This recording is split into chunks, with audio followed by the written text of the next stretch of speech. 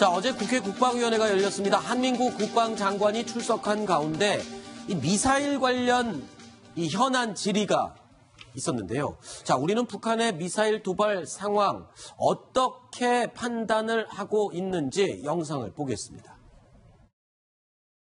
근본 미사일과 관련한 우리 측의 정보는 우리 정보 자산을 통해서 획득해서 분석하는 것이고, 미군 측에 확인한 결과 그 소위 야전 배치된 성주 현재 배치된 그 레이더도 탐지했다라고 저희들이 확인했습니다. 이거는 성주 쪽으로 날아간 게 아니라 일본의 북방 쪽으로 날아갔는데 대략 보니까 600km 약 바깥에 있는 것 같아요. 어떻게 탐지했을까요? 저희가 그 탐지 거리를 600 내지 800km라고 지금까지 말씀드리지 않았습니까? 네. 어느 정도 수준에서의 탐지인지는 몰라도 그것이 탐지했다라는 보고를 제가 받았습니다. 미군은 한국 내에서 전부 보고 있었다. 매우 정밀하게 그걸 판단해가지고 이걸 그 궤도를 예측하고 어디서 요격할 것인가까지도 판단에 도움을 줄 수 있는 이 정도 목적의 수준이어야 전략 자산이지 그냥 봤다. 날아가는 건 알고 있다. 이런 정도 수준 갖고는 우리가 전략 자산이라고 이야기할 수 없다고 저는 생각이 들어요. 지금까지 이 사드에 대한 성능을 그렇게 설명해 온 거 아닙니까? 그 의원님, 그 성주에 배치된 그 초기 운용 능력을 확보한 그 전력이 5월 1일부터 능력을 갖기 시작했다는 사실, 그것이 야전 배치했다는 사실을 좀 유념해 주시고, 지상에 있는 것을 그 산 위에서 고각 방사하고 있는 레이더 하나가 지상에 있는 것을 확인할 수는 없는 노릇이죠. 자, 국민들 가운데는요. 자, 이 한 개 포대를 설치하는데 1조 원 넘게 드는 이 사드 포대. 자, 이게 과연 뭐 성능은 제대로 작동하는 건가 궁금하신 분, 의심되는 분들도 있었을 텐데 사실 요번 이 내용 때문에 궁금증이 해소가 됐어요. 그러니까 지금 성주의 사드 포대가 X밴드 레이더가 작동을 해서 북한의 14일 발사한 미사일, 화성 12형 미사일을 포착을 했다는 거 아닙니까? 네. 정상 가동이 된 거네요, 그러면. 네, 포착을 했죠. 그러니까 네. 사드 레이더가 한 800km까지는 볼 수가 있으니까 네. 발사를 해서 이게 해발 고도로에서 한 5, 6km 이상 올라오면은 이제 사드 레이더가 이제 봤을 겁니다. 네. 그다음에 이제 이게 고도가 2,000km까지 올라갔는데 네. 어디까지 올라간지는 파악을 못했을 거고, 네. 그다음에 떨어진 탄착 지점에 근처 가서 또 파악을 했을 겁니다. 그래서 네. 사드 레이더가 그걸 이제 파악을 했다 이런 얘기인데, 네. 2,011km까지 올라가는 것은 사드 레이더는 안 되고, 네. 동해상에 배치되어 있는 일본의 이지스함이라든가, 네. 아니면 뭐 위성으로 파악하는 수밖에 없습니다. 네. 근데 지금 한민구 장관의 얘기를 들어보면요. 자, 우리 군 정보 자산을 통해서 획득한 데이터가 있고, 이 사드 레이더가 포착한 이 데이터는 미군에 물어보고서는 확인을 했다고 그러거든요. 그러니까 지금 미군한테 물어봐야지만 사드 정보는 우리 군이 확보를 할 수 있는 상태인가요? 지금 현재는 그렇습니다만은, 네. 금년 연말까지는 다 해소가 되는 것이, 네. 현재 사드가 완전히 그 작전 배치가 안 된 겁니다. 네네. 6개 포대 중에 2개 포대밖에 안 들어왔기 때문에, 네. 현재 사드의 정보가 한국군에 이제 넘어오지 않는데, 네. 통상 보면은 이제 한국군에 탄도탄 작전 통제소가 있고, 네. 또 미군의 탄도탄 작전 통제소가 있습니다. 네. 이 통제소의 정보가 한국군 그 연동 통제소, 네. 미군의 연동 통제소에 의해 가지고 링크 16이나 시스템으로 연계되어 있습니다. 네. 근데 그래서 현재 한국군이 파악하고 있는 그 그린파일 레이더의 정보하고, 네. 미군의 그 사드 레이더에서 파악한 정보가 금년 연말이면은 이렇게 통합이 됩니까? 통합이 되는 아. 계획이 되어 있습니다. 그러니까 지금은 아직 초기 단계여서 정보가 지금 분리가 돼 있지만 올해 말까지는 이 사드 정보 레이더의 정보도 우리 군이 원활하게 확보를 하고 이해를 할 수 있도록 취득할 수 있도록 또 되겠군요. 자, 그런데 큰일 났습니다. 이 ICBM의 마지막 기술이라고 할 수 있는 대기권 재진입 기술. 자, 이 재진입 기술을 북한이 지금 확보를 했다. 이런 얘기가 나오고 있습니다. 어떻게 확인이 된 겁니까? 네, 통상 보면은 탄도탄에는 텔레메트리라 해서 네. 현재 탄도탄의 그 위치, 네. 그다음에 고도, 그다음에 현재 속도, 네. 그다음에 바깥의 외기 압력, 네. 온도 이런 정보를 갖다가 발사 기지에다가 네. 계속해서 그 무선으로 이렇게 전송하게 돼 있습니다. 네. 그게 대부분 다 스커드나 노동이나 이런 네. 미사일을 전부 다 이렇게 돼 있는데 요번에 북한이 쏜 것이 그 대기권을 재진해가지고 네. 예, 그 대기권에 들어와가지고도 네. 계속해서 그 정보를 전송하고 아하. 하는 것이 그 우리 한미군에 이렇게 포착이 됐다고 합니다. 네. 사실 지난해 6월 무스탄 미사일을 쏘면서 여기가 대기권입니다. 여기가 대기권. 여기 대기권이라고 써 있죠. 자, 이 대기권 밖으로 무스탄 미사일을 밖으로 쏴서 들어오면서 자, 이게 대기권 재진입 기술을 테스트하는 게 아니냐라는 분석이 나왔었는데 자, 이게 지난 14일 날 발사한 화성 12형 미사일 우리 군에서 붙인 이름은 KN-17 미사일이죠. 네. 자, 이 미사일은 고도가 무려 2,000km까지 올라갔습니다. 당연히 대기권 밖으로 갔고요. 그리고 이 대기권 안으로 들어오는 동안에 원래는 다 타버려야 되는데 그게 타지 않고 견뎠고 그 탄두에 있는 아까 텔레메트리 네. 그 장치가 대기권 안으로 들어와서도 작동을 하면서 데이터가 송수신이 됐다. 이 얘기 아닙니까? 그럼 맞습니다. 지금 성공한 거네요. 그러니까 현재 지난번에 1413km 올라갔을 때는 네. 음속에 14배로 떨어졌고 네. 요번에는 한 16배에서 17배 정도 되지 않나 생각이 되는데 네. 온도가 한 5,000도 정도 올라갔다고 그럽니다. 네. 5,000도 올라갔는데 5,000도에서 견뎌가지고 안에 있는 전자장치가 타지 않았다. 네. 라는 게 이제 입증이 되는 게 바로 저겁니다. 바로. 네. 저게 바로 예, 화면에 지금 나오는 네. 이게 지금 텔레메트리를 통해서 그 미사일 화성 12형 탄두가 보내준 데이터를 입력해서 모니터에 보여주는 그 그렇죠. 수치인 거죠.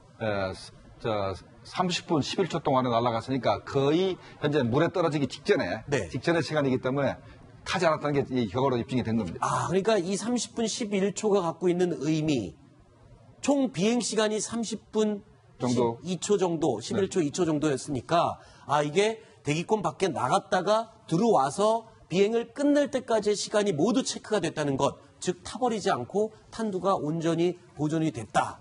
이렇게 해석을 할 수 있습니다. 제가 누차 말씀드리지만 네. 현재 내열제 있지 않습니까? 네. 현재 탄두를 포함해서 내열제가 국제 시장에 돈만 주면 얼마든지 구입할 수 있는 재료이기 때문에 네. 북한을 자꾸 대기권 재진입체를 못 만든다고 자꾸 폄하하는 것은 네. 어떤 그 정치적인 목적 때문에 네. 군사적 목적 때문에 그러는 것이지 네. 실제로는 저거 돈 주고 사면 얼마든지 만들 수 있는 건데 계속해서 이제 폄하를 하는 겁니다. 네. 그러다가 이번에 당한 거죠. 그렇군요. 자, 북한이 이번에 발사한 신형 미사일, 화성 12형 미사일이요. 이런 지금 분석 보고가 나왔습니다. 지난해 언론에 공개했던 미사일 도면에 나온 것과 일치하는 것 같다. 그런 분석이 나오고 있는데 저희가 지금 사진 2장을 준비했습니다. 첫 번째, 이게 지난 15일에 북한이 노동신문을 통해서 공개한 화성 12형 미사일의 탄두 모양입니다. 근데요, 이게 지난해 3월 9일에 북한이 또 공개한 사진에 보면 자, 이렇게 미사일 공장 시찰을 나간 김정은 뒤쪽에 설계도면이 보입니다. 네. 자, 더 확대를 해주시면 이 탄두 모양이 자, 지난해 3월에 공개했던 뒷부분 이 설계도면에 나온 탄두 모양이 지난 14일에 발사하고 15일에 공개한 탄두 모양과 거의 일치한다. 네. 같은 게 아니냐. 거의 같죠. 이런 분석이거든요. 그래서 저거를 지난 3월에 봤을 때는 네. KN-08의 모습하고 같다고 봤습니다. 네. 그러니까 그러면 올해 화성 12호라는 것이 네. 앞에 탄두 부분은 그 KN-08과 같으나 네. 아마 엔진만 바뀐 게 아닌가, 네. 엔진만 실행이 달린 게 아닌가 이렇게 판단하면 되겠습니다. 네, KN-08이면 ICBM이잖아요. 그렇죠. 네. 그거는 KN-08은 무수단 엔진을 일단은 2개 쓰고, 네. 그다음에 뭐 노동미사일 엔진을 그다음에 쓰고, 네. 마지막에 고체연료를 써서 대륙간 탄두선을 이제 만들었다고 그랬는데, 네. 이번에는 엔진 하나 가지고, 일단 가지고 5,500km 날아간 겁니다. 자, 지금 깜짝 놀랄 만한 게요. 지난해 3월에 이렇게 설계도면에 있었던 핵탄두로 추정을 할 수 있는 부분인데, 지난해 3월에 설계도면에 있던 그림이, 자, 불과 1년 만에 실물로 완성이 돼서 발사에 성공까지 했다는 거는 그만큼 지금 미사일, 엔진, 핵탄두, 미사일 탄두 개발 기술에 굉장히 진전이 있었다. 이렇게 볼 수 있는 거예요. 네, 비약적인 진전이 있다고 봐야 되고, 바로 김정은이가 사활을 걸고 네. 핵무기를 개발하고 있기 때문에 이제 가능한 얘기입니다. 제가 저걸 좀 탄두 설명을 좀 드리겠습니다. 네네네. 탄두 손가락 짚어보시면 네. 제일 앞에 동그란 거 있죠. 네, 제일 앞부분. 그거 말고 그다음에 네. 조금 오른쪽 들어와서 네. 그게 예, 여기요. 그거는 이제 핵탄두고 네. 그 앞에 게 배터리입니다. 아, 배터리입니다. 그게 거기서 네, 배터리. 네, 배터리입니다. 거기서 전기를 보내야 네. 그 안에 있는 기폭 장치들이 폭발을 하거든요. 네. 그래서 이제 그 내열재가 네. 앞에서 그걸 가려가지고 저걸 보호해야 되는데 우리가 KN-08은 네. 앞에가 둥그러지 않아서 내열재를 넣을 자리가 없다 그래서 네. 저거는 좀 가짜 아니냐 이렇게 이제 했더니 네. 얘기를 했지 않습니까? 네. 그래서 KN-14는 앞에가 굉장히 둥그럽니다. 네. 둥그러서 내열재가 들어갔다 생각했는데 네. 우리가 오산이었습니다. 아. 저렇게 이렇게 빼쪽에도 북한이 충분히 내열재로 해서 안에 있는 그 텔레메트리나 장치들을 전부 다 보호를 해서 네. 이렇게 성공적으로 이제 미사일을 발사했던 자체가 이제 큰 의미가 있다 하겠습니다. 네. 자, 그런데 지금 이렇게 북한의 미사일, 엔진, 핵탄두, 탄두 개발 기술이 급진전하고 있는 이 마당에 지금 우리 청와대 외교 안보 라인 인선이 계속 늦어지고 있잖아요. 괜찮을까요? 이 안보 라인이 빨리 좀 이 어떤 안정을 취해야 되지 않을까요? 네, 일각에서는 그 청와대 내부의 어떤 권력 다툼 때문에 네. 인선이 늦어지는 거 아니냐라는 우려가 나오는 것도 사실인데요. 그러면 진짜 고민하는 건 뭡니까, 청와대가 네, 지금? 하지만 그것보다는 이번에 청와대 조직 개편을 하면서 네. 안보실이 굉장히 확대가 됐습니다. 네. 그래서 어떤 국방, 통일뿐만 아니라 외교까지 총괄할 수 있는 사람이 청와대 안보실장이 돼야 되는 거거든요. 네. 그래서 이번에 예를 들어서 그 지금 문 대통령을 보좌하고 있는 뭐 정의용 TF 팀장 같은 경우에도 외교부 출신이기 때문에 약간 안보나 좀 국방적에서는 좀 약한 거 아니냐 이런 고민이 있거든요. 네. 그만큼 문 대통령이 좀 꼼꼼한 성격이고 또 신중에 신중을 기하고 있다라고 볼 수 있겠습니다. 네. 자, 지금 이렇게 상황이 엄중한 상황인 만큼 문재인 대통령 오늘 국방부와 합참을 동시에 방문을 했습니다. 영상으로 함께 보시죠.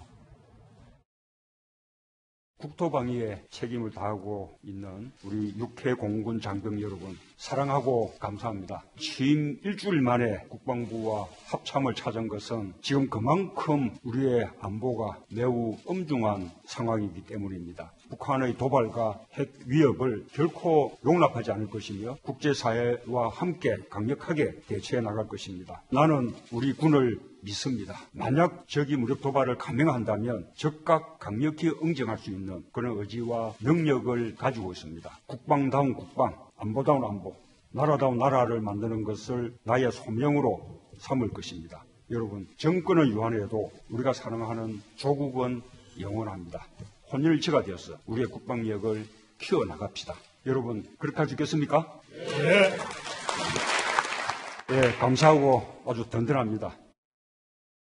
국군 통수권자로서 당선 직후에 제일 먼저 김광진 안보실장에게 전화해서 북한 상황을 보고해라 라고 했던 문재인 대통령. 자, 국방부 일정은 뭐 어떻게 진행이 됐습니까? 여기서 어떤 일정이 진행이 됐었나요? 일단 오늘 그 국방부 방문할 때 좀 눈길을 끄는 장면들이 있었는데 네. 지금 이제 대통령이 나오는 장면입니다. 국방부 합참을 방문했기 때문에 당연히 국방부 합참의 고위 간부들은 당연히 이제 지금 죄송합니다. 한민국 국방장관이 네. 보이고요. 그 뒤로 그 고위 군 각군 참모총장도 합참의 간부들 아니겠습니까? 네. 김관직 안보실장도 참여한 것 같고. 네. 그런데 이제 글쎄요, 좀 지금 화면에 이제 나오는지 모르겠는데 이게 관심 있는 것이요. 여야 국방위원들이 다 같이 갔다는 거예요. 아하. 네, 대통령의 방문인데. 네. 근데 지금 보시면 국방위원장이 김영우 의원입니다. 바른정당 의원이죠. 네. 그러니까 더불어민주당의 어떤 여당의 의원뿐만 아니라 그 야당 소속 의원들까지 대통령과 동행해서 지금 국방부를 방문했다는 게 좀 의의를 네. 지금 보시면은 김영우 의원의 모습 보이지 않습니까? 그러네요. 그런 점에서 좀 여러 가지 의의를 찾을 수 있을 것 같습니다. 네. 자, 오늘 이 직원들 100여 명이 나와서 지금 대통령을 맞이했는데요. 지금 이 보시는 화면.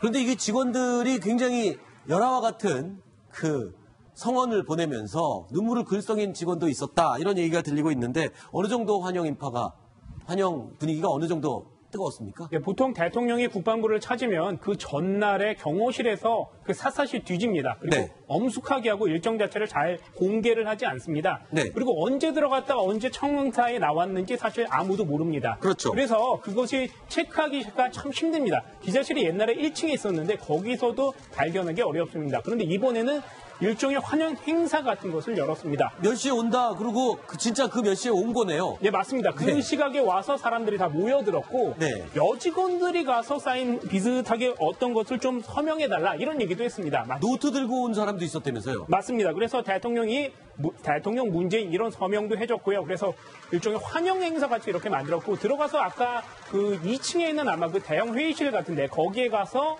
예, 사랑하는 국방 장병 여러분 이런 얘기를 했습니다. 예전에 대통령들은 이런 얘기는 하지 않았거든요. 네. 그래서 장병들을 끌어안고 좀 다른 모습을 보이겠다 이런 얘기들을 하는 것 같고 네. 보수층에서 많이 나오고 있는 안보에 대한 우려 이런 것들을 조기에 차단하자 이런 예상도 생각해 보겠습니다. 그렇죠. 취임 후에 찾은 첫 정부 부처가 국방부라는 점, 이 점이 굉장히 의미가 있는 것 같아요. 유근영 기자. 특히 또 최근에 이 대북 발언, 또 대북 조치에 대한 발언이 강력해지면서 또 첫 정부 부처 방문지가 국방부라는 점, 문재인 대통령이 의미하는 부분이 있겠죠. 네, 아까도 말씀드렸지만 북한이 취임한 지 불과 나흘 만에 미사일을 쐈다는 거죠. 그거는 아무래도 전 정부보다는 남북 관계가 좀 복원될 수 있는 네. 그런 정부라고 스스로 생각을 했는데 북한이 그거를 좀 간보기 형식으로 미사를 쐈다는 거죠. 네. 좀 더 엄중하게 나가야겠다라는 판단이 일단 선 것으로 보이고요. 네. 또 문재인 대통령이 특전사 출신 아닙니까? 네. 그럼에도 불구하고 후보 시절 끊임없이 안보 관련해서 공격을 많이 받았는데 네. 그런 것들을 좀 조기에 불식시키고 내가 정말 국방만큼은 최우선으로 챙기겠다라는 의지를 첫 방문지로 보여준 것 같습니다. 오죽하면 야당인 바른정당의 이혜훈 의원이 정말 되고 나서 더 잘하는 것 같다 이런 말을 했겠습니까? 아까도 그 안보 부분 특히 대북 북한의 미사일 발사에 대응한 그 상황들에 대해서 굉장히 칭찬을 하지 않았습니까? 자, 그리고 통일부가요 이 판문점 연락사무소를 정상화하도록 추진하겠다 이런 얘기가 나오고 있습니다. 오늘 브리핑이 있었는데요. 통일부의 브리핑 내용 직접 듣고 이야기 이어가겠습니다.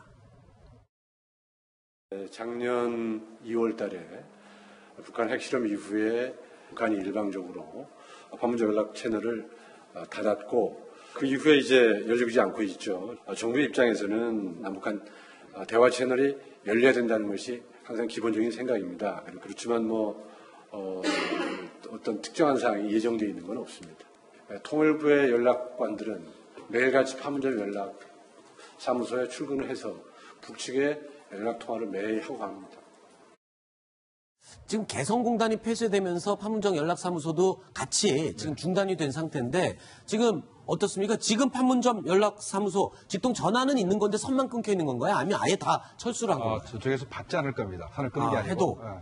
옛날에는 이제 담당자가 전화를 하면은 저쪽에서 통화 이상이 없다. 네. 하고 이제 항상 끊었는데 이제부터는 작년 2월 이후부터는 전화를 해도 저쪽에서 받지 않기 때문에 현재 연락이 안 되는 그런 상태입니다. 네.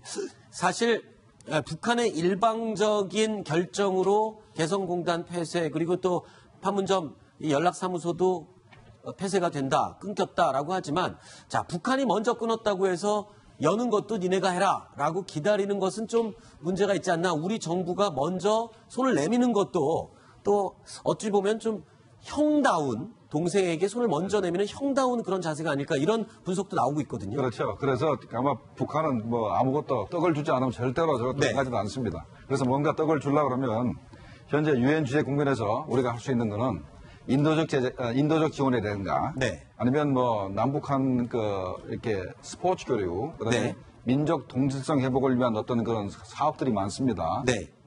개성 만올 때 발굴 사업 이런 게 중단됐는데 그런 걸 계속 하든가 이런 거를 계기로 해서 남북회담을 제의하고 그 회담 과정에서 우리가 연락사무소 남북한의 직통전화를 갖다가 다시 재개하자 이렇게 얘기를 하면은 아마 가능할 것으로 생각이 됩니다. 이 판문점 연락사무소 같은 경우에는 이 연락 수단을 만들어 놨다가도 무슨 일만 있으면 계속 그거부터 끊기고 계속 반복되는 거잖아요. 지금 이 개성공단 폐쇄와 함께 끊긴 이 연락사무소도 1년 3개월째 중단이 된 상태인데 글쎄요. 지금 북한이 미사일 발사, 핵실험도 시도를 하다가 물론 약간 멈춰 있는 상태이긴 하지만 중국 때문에요. 이 미사일 발사, 실험 이런 것들을 보면 과연 굳이 지금 남북 연락사무소를 다시 개통을 해야 될까 이런 생각도 들거든요. 어떻습니까? 그러니까 전쟁 중에도 대화는 합니다. 아, 그래요? 현재 남북한 간에 모든 대화가 차단된 것은 문제가 있기 때문에 네.